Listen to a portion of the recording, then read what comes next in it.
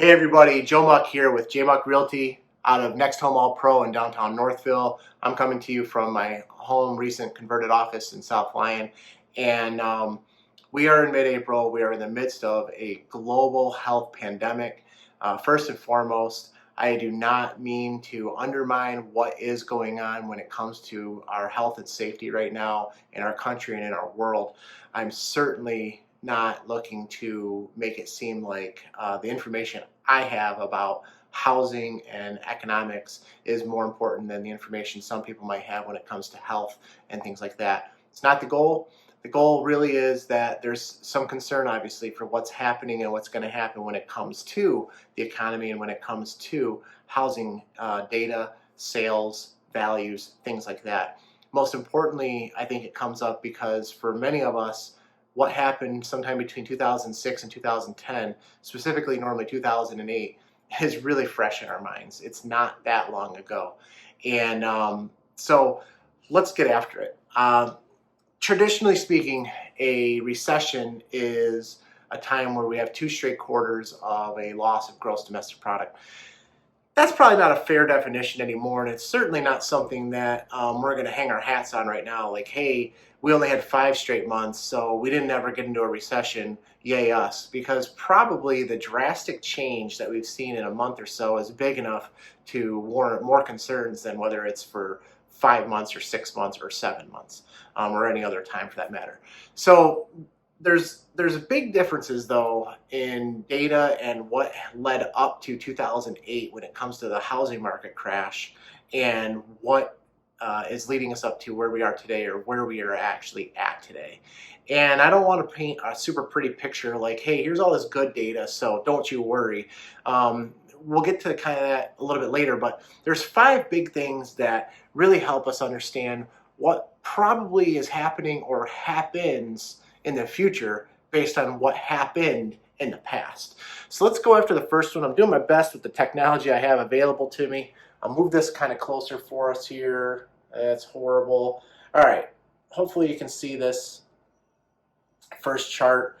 And that shows us what happened in the mid-2000s and then what's happened as of through now. And what we see down here is what we call a seller's market, and that's because we have less than 6 months of inventory available for buyers to come buy a home. 2006, we already had almost about 7.5 months of inventory, and by 2010, we had a year's worth of inventory, give or take a little bit more.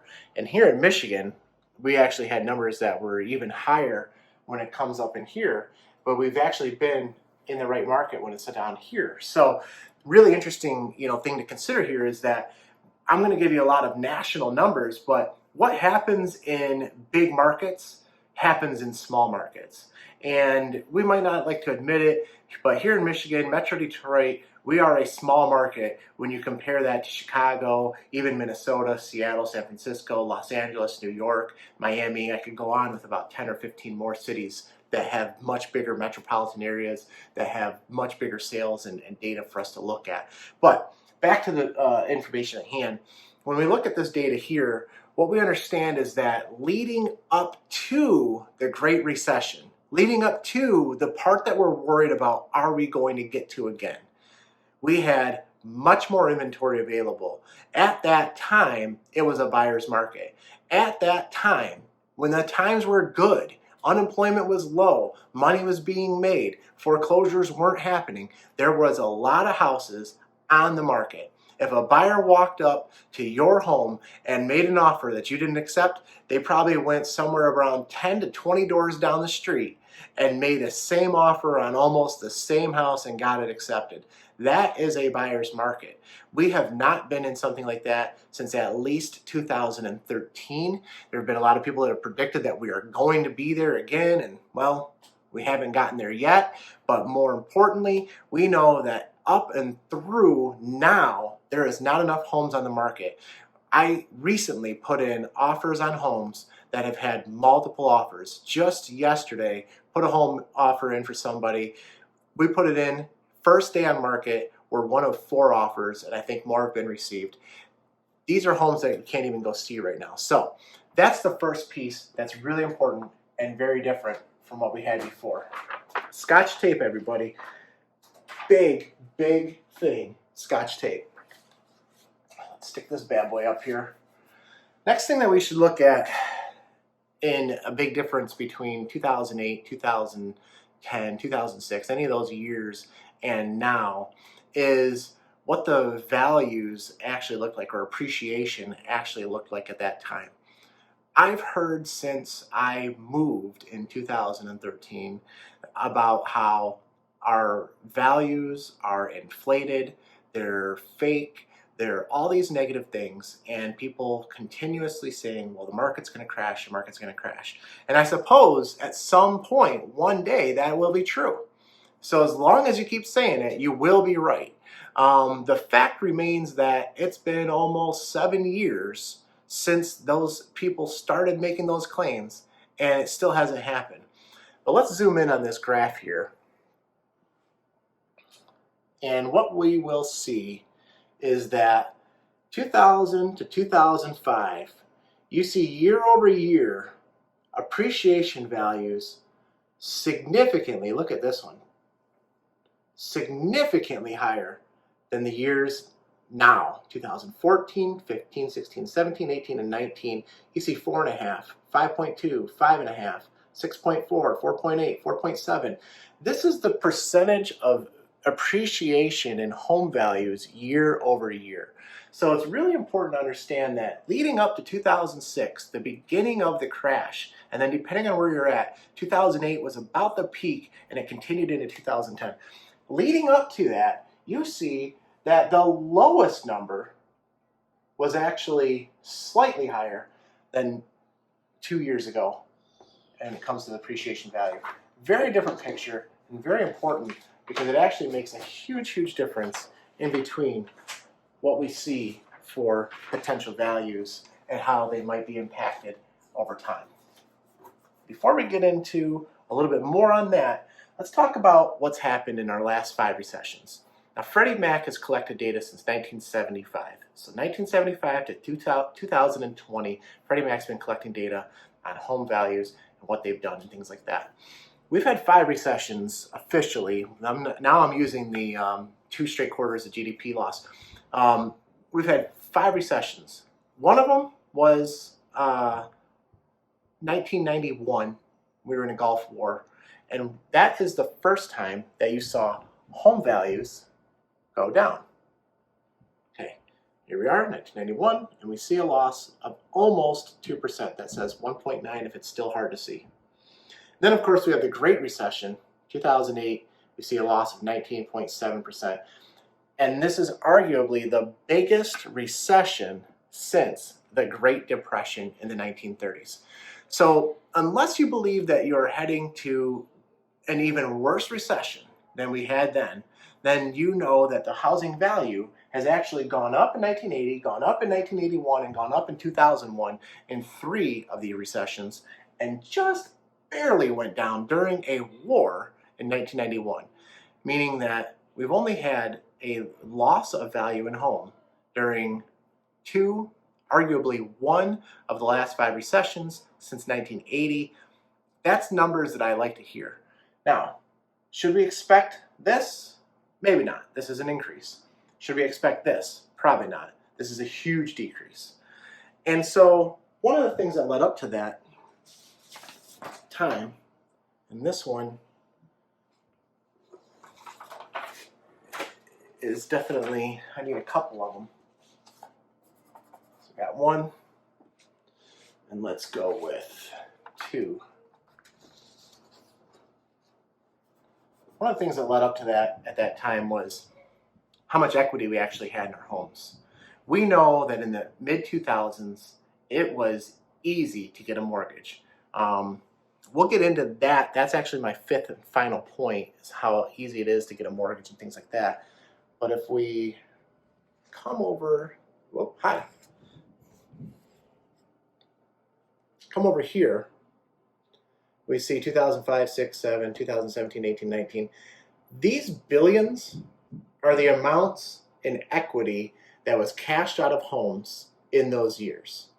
So I'm going to come off of that real quick. Maybe you can still see it a little bit back there.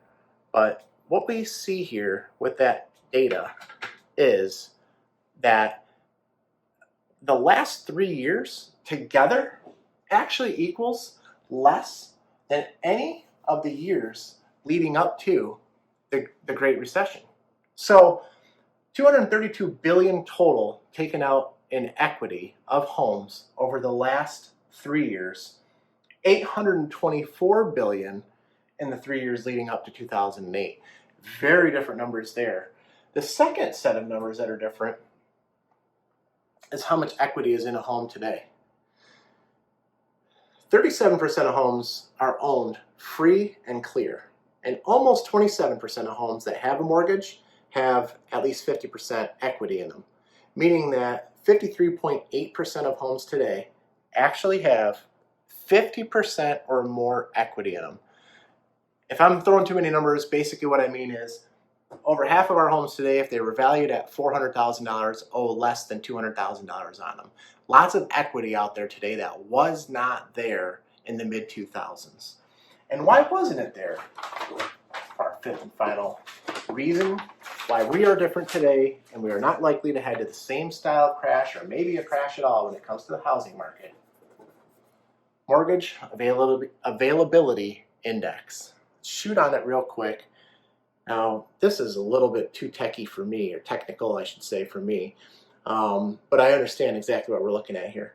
This is June 2005, 6, 7, and we see these data points up here, and then we come over to today, June 2019, 18, basically every year after 2008, actually. And when we led up to that housing crash, it was super easy to get a mortgage. In fact, we almost joked that if you had a pulse, you could get a mortgage. And as it is today, it's a little bit hard to get a mortgage. And actually, as of this exact moment, it's getting harder. One of the things that happened as we led up to it was that we made it easier and easier. We created things like a huge subprime market where you didn't have great credit scores. In fact, I know that you could get some mortgages with a 480 FICO score. That's very low. Today, traditionally, we're going to need at least a 580, and that's going to require some other things. There might be some special programs out there, but again, these are few and far between, whereas it was not as few and far between for a 480 FICO score. We had 0% mortgages for a period of time, and then it increased to another number. Or we had a low interest rate today that went up and up and up over time. We were able to qualify you with no income and no asset verification.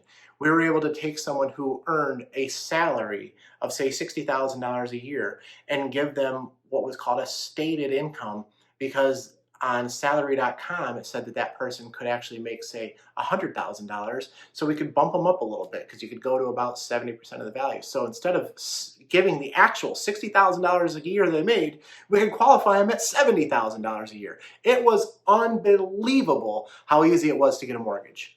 And now we see it's not that way. In fact, we're hearing more and more that it's getting more and more stringent out there, meaning that they are not just giving away money the way they were before.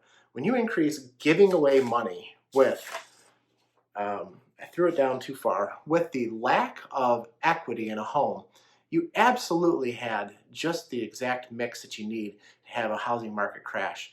We don't have any of those variables today. So what we have, of course, is a huge change in unemployment, a lot of questions around who's going back to work and when, and those are the types of things that I certainly can't answer for you.